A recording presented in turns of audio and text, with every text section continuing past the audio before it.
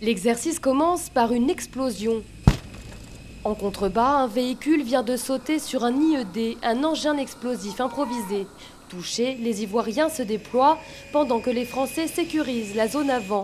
Sur le terrain, dans le nord Mali, ces soldats seront probablement sénégalais ou ghanéens, des troupes qui seront ravitaillées par les Ivoiriens.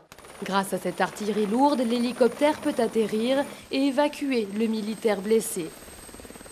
Mais le combat n'est pas fini. Alors que le reste des hommes progresse, la colonne est de nouveau attaquée par des djihadistes. Des renforts se mettent en hauteur pour les couvrir et affronter cette embuscade.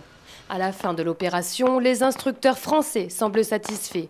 Ils sont capables de conduire leur mission, qui est une mission essentiellement logistique. Ils sont ensuite capables d'assurer leur autodéfense. Cet exercice de synthèse est un succès. Ils sont parfaitement opérationnels et aptes à remplir leur mission s'ils doivent être projetés un jour en dehors des frontières de la Côte d'Ivoire.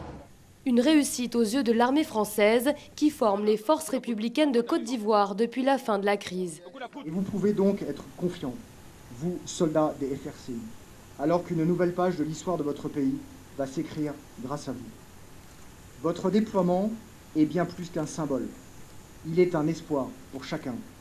Et, si j'en juge par ce que nous avons vu aujourd'hui, vous serez au rendez-vous.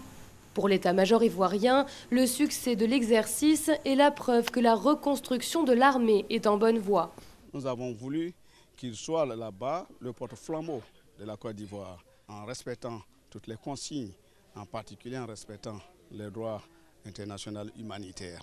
Il reste encore quelques jours de formation pour les 200 soldats ivoiriens avant leur déploiement au Mali à la fin du mois d'avril.